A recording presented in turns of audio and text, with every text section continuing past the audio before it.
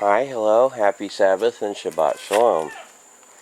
Well, a lot of the plants haven't changed much this week, except that a couple of these cherry tomatoes have finally begun putting on some fruit. I think it's because we've had a slight cooling effect. The air got a little cooler, went down under the hundreds, and so they're flowering again. And then when they get up down between 55 and 75 at night, they'll start setting fruit finally. The tomatoes, anyway. The caterpillar, cucumber, has been putting on fruits here and there. I've ended up picking some for Mom, so I may not be able to show you a whole lot at the moment, but the ones that are there are growing along, so it's doing. Follow up to the spudators in the greenhouse. Turns out over the summer most of them died. This one is the last one out of 12, and it is sitting here on this freezer, which I don't know if you can hear it or not.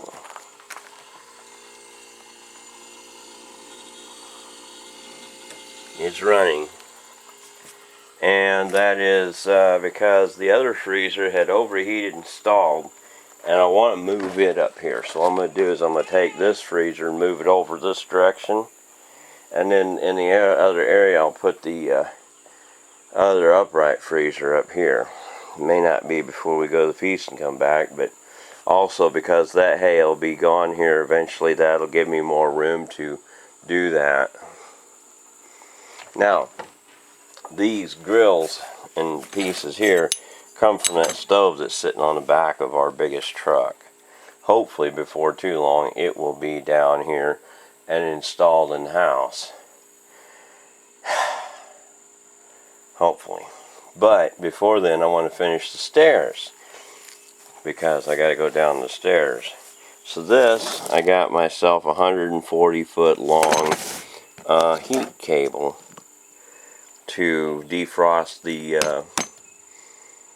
stairs in the winter. And then this is that rug I showed you before, which will roll over all that and protect moisture from getting to the wood. And then also I'm going to take and use some of this old padding or carpet to build up between the thickness of these cords. So I don't want to have these cords where they're getting just directly stepped on in the same way that another kind of cord would. So I'm going to put layers of stringers of cord, but then in between them I'm going to put padding of carpet, which will take a lot of the load off of the cord physically, and that stuff will sort of physically protect the heat tape cord from getting crushed and destroyed. That's the theory anyway. We'll find out the hard way if it works or not. Mom got a rear wheel bearing replaced on this car. Nothing I can show you about that. Of course, the Russian Lespedeza is producing nice little flowers, so that's all nice and pretty. Unfortunately, all the potatoes over here have completely died, every last one of them. Either they failed to sprout or they just died completely. Looks almost like ashes and charcoal. Apparently it was just a little too much or too little of something for the potatoes to survive, so they all died. Oh well, sucks to be me. Anyhow, so other than that one potato that's sitting over there, and you think, well, what are you going to do with it? You know, I do plan on planting it over here. Of course, as you see, I've got various bits and pieces of tubs with and without soil in them. Some of them I've emptied, some of them I've refilled. Anyhow, so I've got these tubs over here, and these two have nothing in them at the moment. So I'm going to take at least one of these, and I'm going to use it to plant that other spud. Plus, I got rid of the grass off of this, fed it to chestnut, so I got that soil to use on there.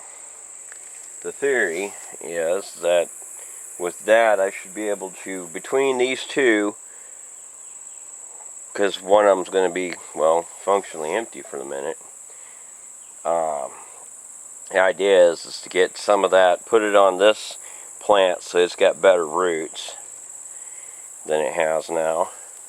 You notice it's starting to flower too. So it's going back into flowering. I picked the one fruit from it the other day that had been starting to get ripe and getting split at the same time, so I figure it's time to pick it. So it's only got one active fruit left, but it's trying to put on more, and as we get cooler weather it should. This thing still putting on fruit. I mean, the same fruit, I should say. They're growing, and they're getting a good size. Again, you can see where the caterpillars got in there, but I've dusted it, and there's still some dust on it. Hopefully that'll keep them from being eaten any further. In fact, it's put on new growth right there, just since it got dusted. So the caterpillars bit into it, but they didn't destroy it. Strawberries haven't put on any flowers lately, or many flowers and not much fruit, so they're still probably struggling with the heat. Sage, I don't know if it's struggling with heat, but it isn't looking great, so I'm guessing it probably is struggling with the heat. Over here, the thing about this vine is that it was basically propped up on this wire, and that mint vine stick, a mint plant, and it just snapped it off because it was just too heavy. So I'll have to pick it back up and rest it on there at some point. The last of these spuds still has a couple green leaves left on it, not many. So I don't know if it's going to die or if it's going to carry on. But the rest of them have all done their thing and quit. So I'm pretty sure that the heat did the most of them in. And of course the bell peppers are trying to put on new growth and new flowers, and they're looking pretty good, but they're not moving really fast. And then of course anywhere that the monsters can get in here and bite on them, they're still eating the stems off of them, which isn't helping any. That one fruit hopefully will be ready pretty soon. Almost looks like somebody tore a hole in here trying to get to it, but I think that hole is right there. So that bell pepper hopefully will be ready here after a while, and it's getting some pretty good weight on it. The thing is, it starts off like a really thin wall and then gets thicker. Now from what I can tell, looking at this potato plant, which I know is a potato plant, I'm under the impression that this too is a potato plant. And if so, awesome. I don't remember putting one in there. But either way, hey, if it's there, great. And then it's more fall potatoes, hopefully. We shall see what we shall see. Moving on down here, of course, since it's still cool in the morning, the Rose of Sharon plants are still doing pretty good. They're actually, from this side they're less obvious than from the other side. The dayflowers are over here a little bit, but they've been eaten up so much they're not doing super great. Let's see if I can get a better shot of that. Of course, you see the butterflies, all kinds of butterflies all over it.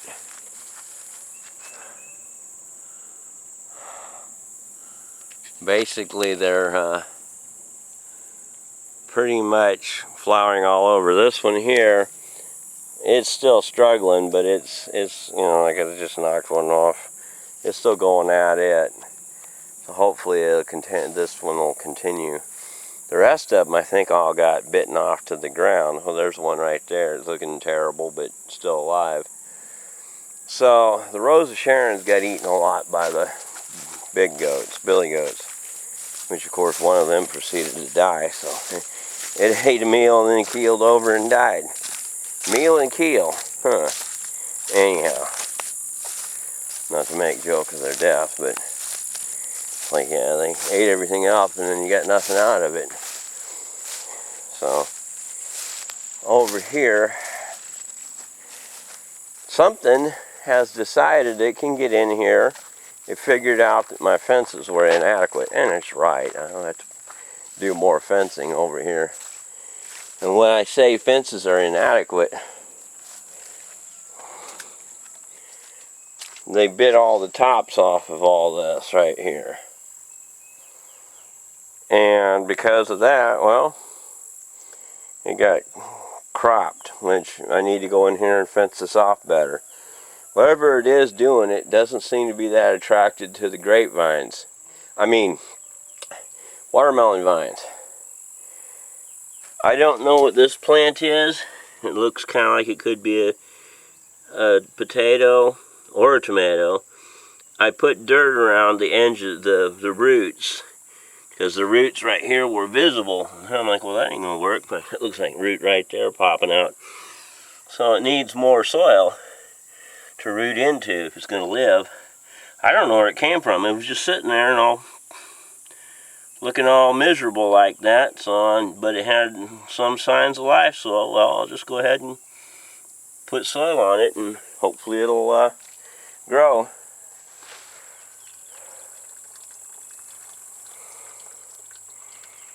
Kind of give the existing adventure roots a little more cover. One more of the squash died from the borers, so we are down to 3 plants.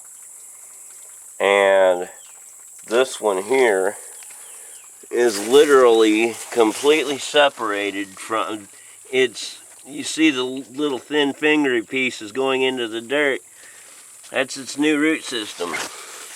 It's been just, you know, rooting along as it goes, and that's why it hasn't managed to die yet. Because over in that pile over here in the corner, there's even a caterpillar of some kind on it. I don't know what that kind of caterpillar is, but it's there and I need to get rid of it. But I'm not going to do that right now because I fall and hurt myself. There's other things crawling around on here. There's something over here, like a, what do you call it? Yeah, that might have been what it was doing. I'll have to dust them or something, I don't know. So this one has finally put on another fruit. In fact, I think it's the first fruit this one's ever put on. But several of them have died. Out of either 11 or 12, I've got 3 left. So, not great. Again, being me not being much of a gardener, I don't know much of what I'm doing. But some of the watermelons are doing good. Some of the watermelons, this one here looks like it's going to give up. But then that one's doing good. And those over there seem to be doing fair. Well, there's a flower on that thing. That's good. So the water's because just the water line's dribbling in here to moisturize everything. So a lot of these watermelons don't appear to be perfectly pollinated because many of them are tapered. And the thing is they're not just tapered; they're tapered from the blossom out. Maybe I can get over here without killing myself. See if I can find that caterpillar. In fact, even though I may not be able to find it directly, there it is. It's a little cutworm. These are little dangerous critters right there. So it's going away. So there's a watermelon hanging right there. Like so. Sometimes I realize I don't aim at things very well. There's a squash bee. Squash bees pretty much pollinate any kind of flower that is in the melon family, curcubit family. Cucumbers, watermelons, cantaloupe, squash, gourds. So, and there's a little bee in there, some kind of like a sweat bee. I don't want to bother it because it'll sting me. Any of those shiny metallic bees seem to be aggressive by nature. So, the amount of watermelons I may get, no idea. But the ones I do have, other than one over there looks shrivelly, the rest of them are looking pretty good. I just keep training the vines up so they keep growing up higher. Probably take some twine and mesh up in there instead of using fence wire, just because of the fact that I've got a lot of twine and I ain't got a lot of fence wire. And then the twine's a little easier to use, tying it one string at a time versus tying it as one big old pallet that's harder to use and can potentially drag over other plants and damage it. So basically it's a combination of ergonomics and risk assessment. So this mint over here, I want to make a remark. I was over here earlier this week looking at it because I hadn't been over close to it in a while. And, well,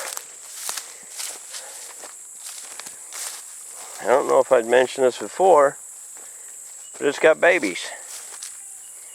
Apparently quite a few of these little mint plants all came from that mint plant.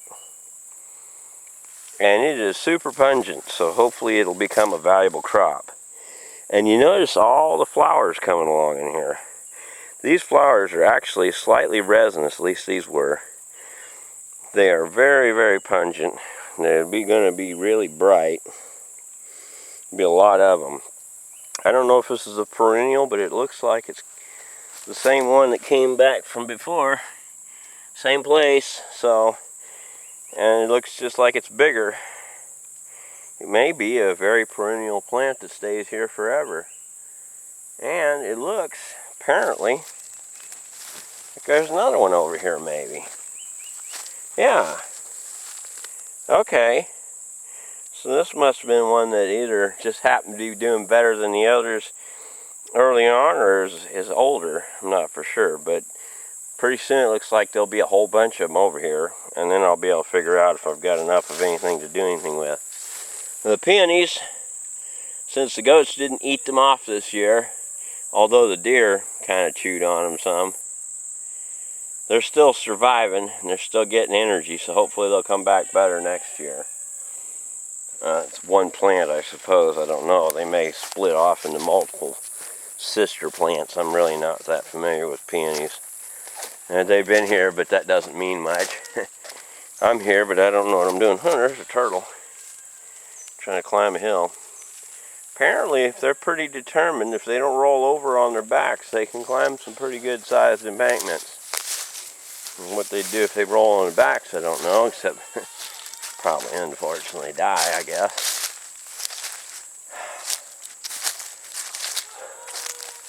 Still haven't done this project. There are a lot of other ones. However, projects are slowly moving forward. Before I get again into the project, so I gotta go and see just how much of the crepe myrtle blossom we can get a picture of this morning. Again, the sunflowers over here, they're doing good, but they give the appearance of being almost done.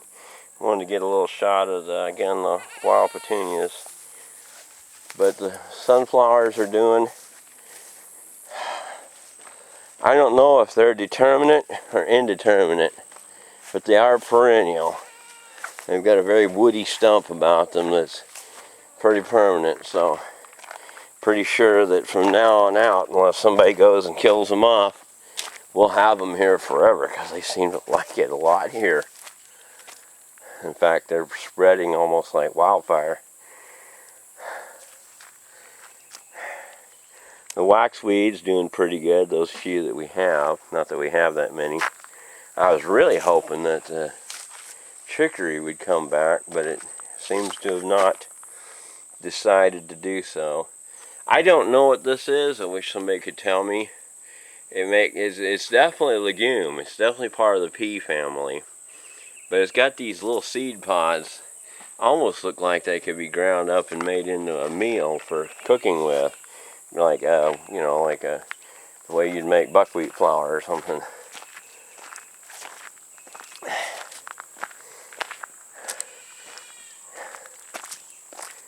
Getting over here.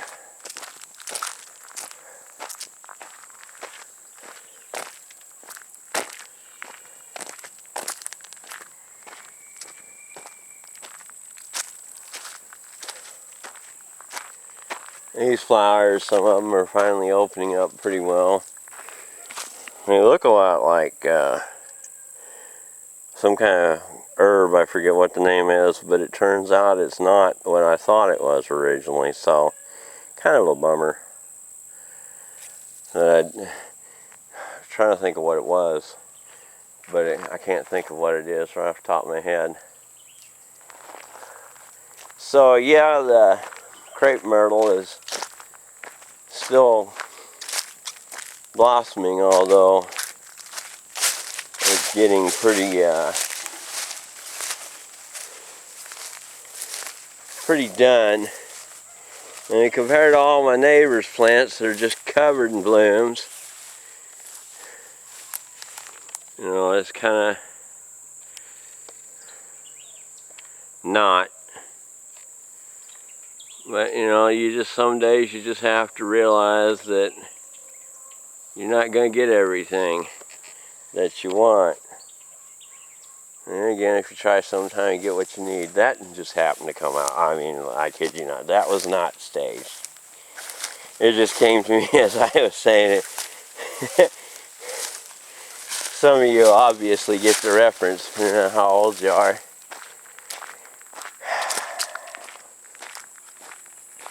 I had the battery die on me somehow or another on this truck. I got it recharged, and then what I did is I pulled the headlamp, the dome light loose. It's in there, but it ain't plugged in, just in case that's, you know, because it's got a goofy switch on the door that I don't like messing with, because it takes the whole dashboard off to get it off. So I just kind of popped the light bulb out of the dome lights to tell it to quit draining the battery so fast. Now that battery may still be screwed, but hopefully not very badly. We'll see. I worked on this a little bit. I think I mentioned before, I greased up these, oiled up these bearings. Haven't done anything further with it, but again, it's supposed to be supporting that welder someday. Now what I have been doing in here, been getting this motor put back together a little bit. I've got the whole deck, whole hub mounted on there. I don't know if I can get it under here and get you anything to see, but there's a new belt in there. And it's also, I put some new springs in there to give it more tension. Now over here, this is just sitting here, unfortunately, because I don't know where the screws are at to it. Anyhow, see, I really cleaned that starter motor up, and not only did I clean the dirt off, I took some files and I kind of cleaned the torn up part here some to make it a little better fitment to hopefully. Let me see, make sure I'm zoomed out, yeah. So the teeth here, in theory, should last a little longer. They're pretty badly chewed up. Maybe they'll work, maybe they won't. And it's plugged into that piece of wire that goes partly, right here there should be a battery. This right here is part of a key switch. It's just not the whole key switch. And then, of course, the gas I'm trying to find a replacement gas tank for it. Here, notice it's Johnson Boat Marine. I had a motor a long time ago that had that on there, but somebody stole the motor, and somehow or another I ended up with the cable. I remember, because it was a wrap-up cable. They stole the motor, left the crank handle. Oh well.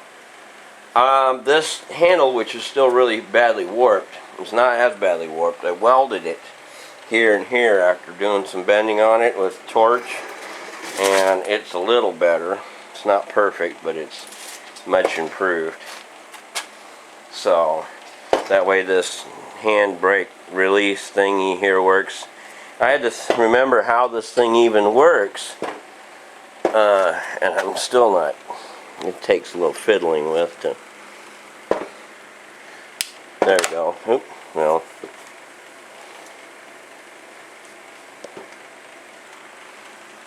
There we go. Now, see, if I keep this back here, as long as it's held back here, the clutch is engaged. If I let go of it, it disengages. Took me a while to remember how that worked. That's the other part of that key. And I thought, well, how am I going to find a little piece of metal that'll work for that? Well, turns out I took apart a fluorescent light bulb system that was completely destroyed beyond reuse. And I've got that. I'm going to try to make it, cut it down and make it fit in here so that it can, the idea is, you see the two little notches. Let me turn a little light here. You see the two little notches, one here and one there. Well, I need a piece that goes in between there, is crimped there, and that spring in the middle gives it pressure, mashes it to these contacts. Where did I put them? Buried them. These contacts here, so that in one position they're on dead and one they're on live. So it just rotates 90 degrees with this little key. It's got a little spot in here that's how you do it. So in theory, if I can get that fixed, then I'll have electric start. Although you say, well, it's awfully close to the motor. Well, that in and of itself isn't as big a problem as having to just pull on this thing till your arm falls off. But eventually the idea will be is, see, that's got a little bolt mechanism to it, and then just put another strap on here like a U-strap, and I can bolt it up here back to the handle. We shall see how that works. At some point, of course, I'll have to get a battery for it. It had actually like a nickel cadmium battery or something on it at one point, but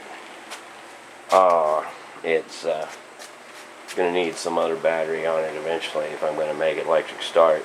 Oh yeah, I was into the carburetor, because, well, who in the world wouldn't look at a carburetor when it's been sitting forever? I wire wheeled it, trying to clean it real much. You can see I got a wire wheel right there. Just trying to clean it out, and it still was just pretty nasty. So I went and robbed a bowl that's aluminum, but I robbed it off of a different carburetor for the time being, and put that on there so that it wouldn't have a bunch of rust and crud in there to clog up the fuel feed. Now, you may or may not recognize this old critter. That is my alternator for my track loader that I've been talking about forever and ain't been doing anything with forever. Well, the pulley, I had it over there on that plate. See, there's a shadow mark where the rust didn't form on it. Now it's going to rust the rest of the way up. But the pulley is over here on this rotary indexer here. It's just sitting here at the moment. I'm just going to chuck it in here and set it at the right height so I can mill the double D in the thing, and, you know, I'll just dial it the right direction. And then this right here, see, that's got a little, I'm going to put this over in the light a little bit so you can see it better. It's got that little keyhole in it. I don't have a key for it wherever it went. So I'm going to make one. I'm going to take this piece of square stock and cut it until it's a key proper size fit. And then I'm going to take these two and weld to it like so, so it's got a good handle. hopefully that's not too much force and cause damage to it. I'll just be careful, but I can grab it like that and give it a good little ooch, and I can tighten it up. So in theory, if I do that right, I'll be able to lock that. Then I can go ahead and cut the double D pattern in this to match the shaft on the alternator, and I can go ahead and I'm going to drill at least 2 holes, probably 1 on each side actually, because that'll be balanced, where they'll go into the flat spots, and I put 2 grub screws into it. Plus at the same time it'll keep this bushing piece that I made in there, which is literally just threaded in there, some resistance, but that piece is a 1-inch bolt turned down to replace where this got cored out real bad and could no longer work in its original position. So that piece is in there, and plus it adds a certain specific amount of height that there was a bushing on there that failed and caused this all to go all to hell in the first place. But by putting a grub screw on each side, I should be able to clamp onto the flat parts and give it a lot of extra strength and traction stay on there. So that's what I've been up to this week, and I had to build myself a special tool to get the old, I say the old, not the old, there was a temporarily implied pulley on there. Where did I put the pulley? I don't remember where I put the pulley now. It's around here somewhere. I don't know that it's terribly important to know what it looks like, because it's probably over here somewhere. I don't see it right. Oh, there it is.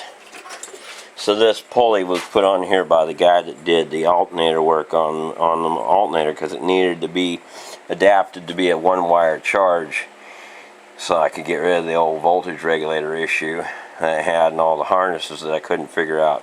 So that came off of there. He just used that to test it. Well, to use it to test it, it's by and of itself it wouldn't fit. He also had to make or obtain a shim. This piece right here he used to bolt it on, along with this washer and this nut. This nut will still be useful. I can still use it, although I've had another one that was a fine thread, but it was metric, and it was this might be metric, but it's a different metric than what the other one was. The other thing about the other nut is that it was possibly softer metal than this. I don't know what hardness this is, but I'll probably use this just because of the fact that A, I know it works, and B, it's probably harder than the one that I was trying to make for it. The other one fit, it just wasn't as strong, and I don't like the idea of it not being as strong. I can't think of anything else. Oh no, I was going to say I made a little wrench. That's what I was saying. I took a piece of bed frame, a U-bolt, and just a steel shaft. Hang on a minute here. Let me get this where I can aim it at something.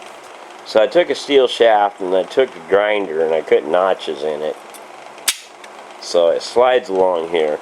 This side wrapped around the pulley. This side kind of fit into the pulley. Of course, it swaged it some, so I had to tap the pulley back. But for what it was, it didn't matter to me if I kept the pulley or left it, because it wasn't going to work.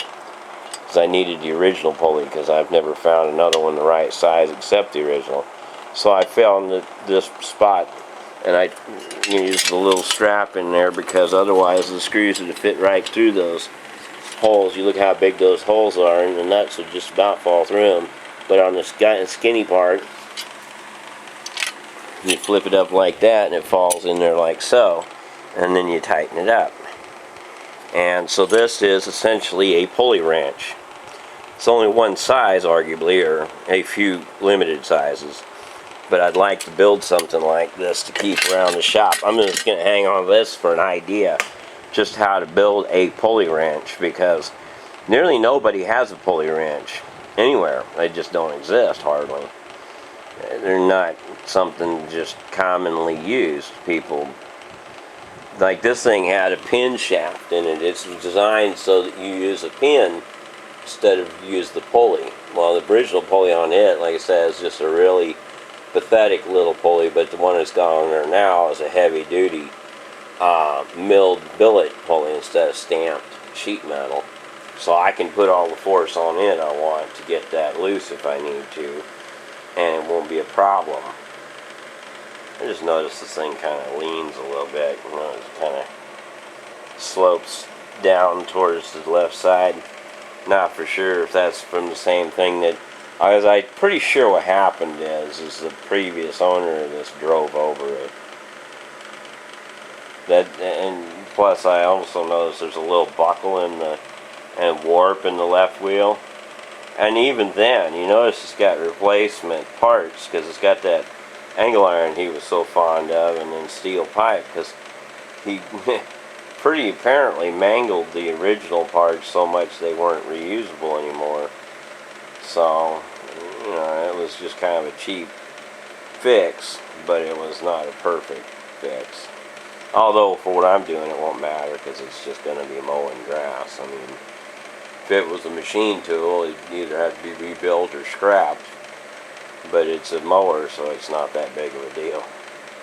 It's just funny to think that somebody could come up with such a hillbilly way of doing it for supposedly being a high-tech, sophisticated Chicago Yankee type that was the big city type, and he come and do this cheap hillbilly stuff. It's just kind of funny.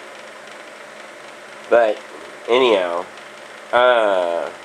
so that's pretty much all I've been up to this past week. I mean, I've gotten some stuff done, but I still got a lot more to do. And then like I said, I got stairs to do, I got fences to do, I've got trellises to do, I got all kinds of stuff. I've just got a mile-long line of things.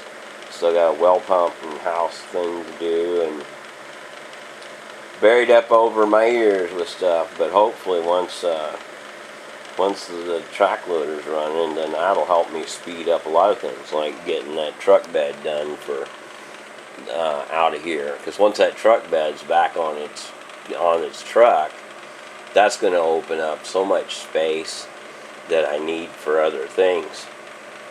Now that said, just because I've got the alternator on the track loader, it still has a leaking hydraulic cylinder I need to deal with.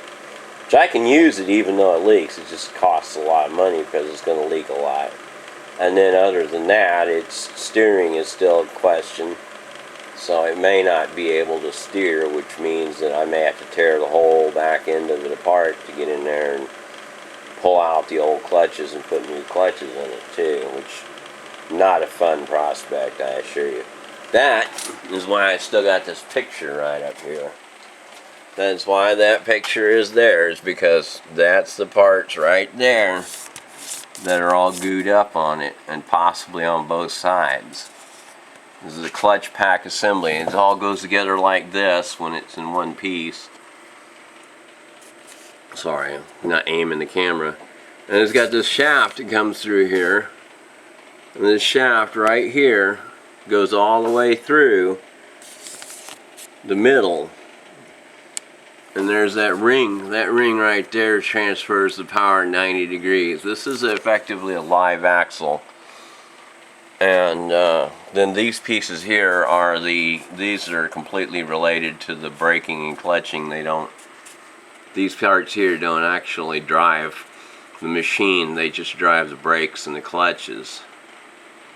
And then, let me see here, this doesn't show the brakes, does it? It shows the clutches. That's the clutch mechanism. I mean the throwout bearing, if you will. Sort of a throwout bearing. Again, this is looking at it from the outside. And then it's got a support column and stuff over there. That goes to the chassis of that goes to the housing pretty much in here. So all that stuff needs to be worked on. And then these, see, one of the problems is these nuts like this right here, they're stupidly built. There's one right here too. But you need them to be able to be removed. so that you can get in there and get to some of these parts. And they're not the only ones that have to be removed. Some of this other stuff in here needs to be removed too. And I'm going to have a real nightmare fooling with this. I'm not going to enjoy one bit of it. But I got to do it. I got to pull that all apart so I can make certain the clutches are free, especially if they're all rusted, seized up, shut, and can't be turned. I'm just going to have to find out the hard way whether they work or not. But the other side is, I went and poured a bunch of evaporust in one side, on the left side, and it may have done more damage than good for all I know, but it's been in there for several years now. I just hope it loosened up. Even if it loosened up the clutches so bad that they no longer work, that's really not as much of a problem as if they're so seized up that they no longer work. Because at least then I can take them apart. If I have to, I'll prop this thing up on blocks and spin it and try to fool with the steering while it's literally suspended in the air so that I can force it to do things that I couldn't force it to do on the ground. But we'll see. So that's enough future speculation and rambling and blathering. And hopefully next time I'll be able to show you that I got some more of something successfully done. Oh yeah, Monday I've got to go pick up a throttle cable for this mower, because wherever the original throttle cable it went, I don't know, but it ain't here. And so since it ain't here, I want to get one and put it on there. That way I've got a throttle cable. Okay, that's enough for now. Hopefully I will have more good news next week. And until then, hope you'll have a wonderful, prosperous, and safe and peaceful coming week, and a pleasant and rewarding and spiritually fulfilling Sabbath day. And so bye for now.